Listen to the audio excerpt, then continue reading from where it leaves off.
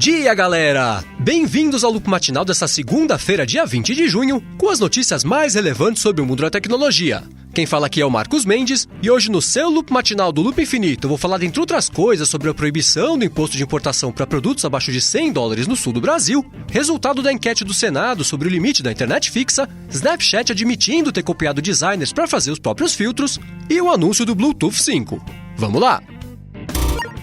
Antes da primeira notícia, eu quero aproveitar para agradecer a todos os apoiadores do podcast lá no apoia.se, e em especial quem escolheu ter o nome citado aqui para todo mundo ouvir, que são o Salatiel Brandão, o Rubens de Oliveira, o Durval Filho, o Antônio Bugarim, o Tiago Oliveira, a Raíza Cunha, o Rafael Cantarelli, a Bárbara Torquato, o Douglas Fraporte e o Bruno Bezerra. Se você também acha que vale a pena contribuir para o podcast dando a partir de R$1 por mês, é só acessar o endereço apoia.se/loopmatinal e escolher a categoria que você preferir.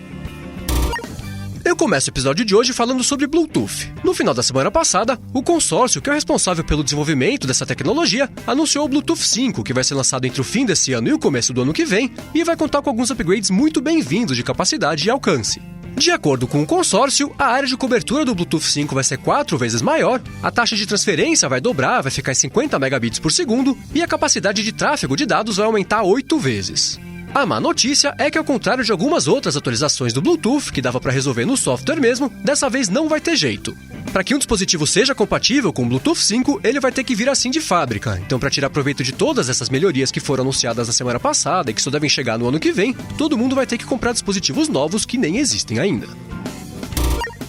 Nas semanas que antecederam a WWDC, um dos rumores mais comentados que vinham circulando por aí era o fato de que a Apple ia anunciar lá no palco que o iMessage ia se tornar compatível com o Android. Terminada a WWDC, agora todo mundo sabe que esse anúncio nunca aconteceu, e o Walt Bosberg, que é bem próximo da Apple e hoje cobre tecnologia lá no The Verge, perguntou para um dos executivos da empresa onde que estava o iMessage para Android. De acordo com ele, o executivo respondeu que a Apple vê o iMessage como uma plataforma de troca de mensagens mais completa do que as outras, e por isso eles acham que o iMessage tem que ser um serviço exclusivo para quem compra os produtos dela. Falando na WWDC, na semana passada eu comentei aqui que ia avisar vocês quando o podcast do John Gruber com o Phil Schiller e o Federighi fosse ao ar, e isso aconteceu ontem à noite. Agora o papo entre eles está disponível na íntegra lá no podcast The Talk Show, e se você quiser ouvir, é só pegar o link aqui na descrição do episódio. E agora vem uma informação simples, mas muito bem-vinda relacionada ao iOS 10. Com a chegada do sistema, finalmente vai ser possível exportar qualquer documento em formato PDF. O problema é que, pelo menos por enquanto, nesse primeiro beta, para fazer isso a coisa ainda está um pouco complicada, meio escondida. Primeiro, o usuário tem que mandar imprimir algum documento ou página, igual o que faz no Mac, aí ele tem que dar zoom com os dedos no documento para ativar o preview, tem que tocar ali na barra de compartilhamento e pronto, ele pode salvar o PDF no iBooks, pode mandar para alguém, pode jogar no Dropbox e assim por diante. Apesar de todo esse processo ainda não ser muito intuitivo, já é uma ótima notícia que a Apple finalmente tem implementado isso no sistema. O negócio agora é torcer para que ela facilite esse processo até o lançamento oficial do iOS 10.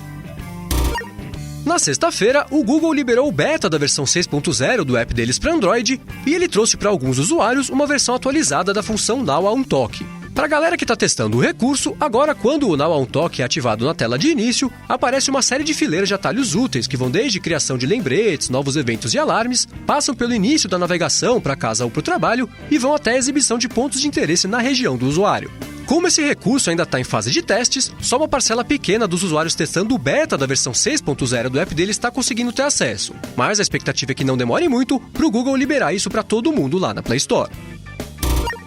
Ainda sobre o Google, na sexta-feira o Google Fotos foi atualizado e ganhou a habilidade de montar slideshows dentro de qualquer álbum armazenado no serviço. Por enquanto, esse recurso, que é até curioso que não existia até hoje lá no Google Fotos, só está disponível para as versões de Android e plataforma web do serviço, e o Google ainda não falou nada sobre quando que isso vai chegar para o iOS também.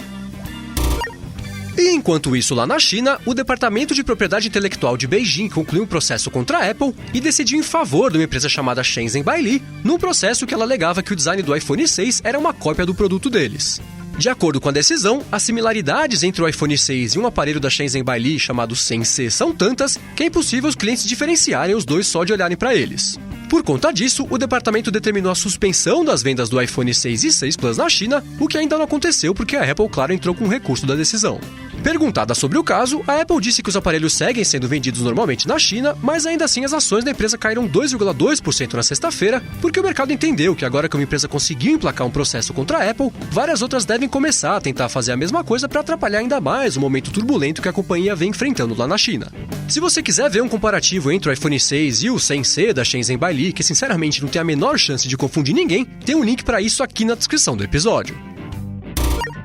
E falando em cópias, na sexta-feira o Snapchat admitiu ter roubado alguns desenhos e ilustrações de artistas desconhecidos para fazer os próprios filtros, depois que o site The Ringer publicou uma matéria mostrando que alguns filtros não passavam de réplicas sem autorização do trabalho de alguns artistas. Na matéria, eles contam a história de artistas como o maquiador Jane Spinall, que acordou um dia e viu que o Snapchat tinha roubado um desenho que ele fez lá para fazer o filtro do Coringa. Tem também a história da modelo Mickey, que viu uma foto da maquiagem borrada dela aparecer também lá do nada no Snapchat. E o texto cita outros casos que a empresa usou as coisas sem pedir autorização e fingiu que não era com ela quando eles foram tirar satisfação. Depois da publicação da matéria, que foi bastante comentada e reproduzida por aí, o Snapchat enviou um comunicado pro The Ringer dizendo que apesar do processo criativo ser baseado em inspiração, ele nunca deve envolver cópia, e por isso eles iam responsabilizar os designers deles que tinham copiado as artes e também já tinham implementado novas regras para impedir que esse tipo de coisa volte a acontecer.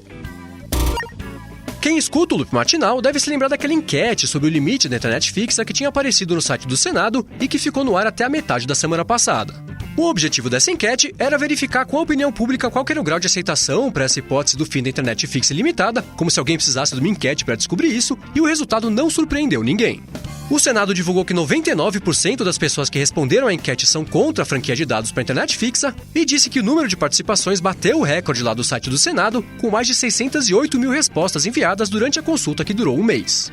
Além desses dados, a enquete identificou uma série de outros resultados óbvios que eu não vou nem fazer você perder seu tempo aqui listando tudo, mas que incluem, por exemplo, o fato de que 95% das pessoas disseram que acham que a insatisfação com os provedores vai aumentar caso a limitação passe a acontecer. Jura? Se a título de curiosidade você quiser ter acesso a todos esses dados que foram revelados com a pesquisa do Senado, tem um link para eles aqui na descrição do episódio. E por último, no final da semana passada, um órgão de justiça dos estados do sul do Brasil, chamado, decora aí ó, Turma Regional de Uniformização dos Juizados Especiais Federais da 4ª Região, decorou? Eles decidiram que encomendas estrangeiras de no máximo $100 não estão sujeitas ao imposto de importação, sejam elas vindas de pessoas físicas ou então de lojas ou empresas. Isso vale, claro, nos casos em que o destinatário é uma pessoa física e não uma pessoa jurídica. De acordo com a decisão deles, que só vale para o Rio Grande do Sul, Santa Catarina e Paraná, as leis que só isentam produtos de no máximo $50 não têm poder sobre um decreto-lei que isenta produtos de até $100 ou equivalente em moedas estrangeiras, sejam eles vindos de pessoas físicas ou lojas.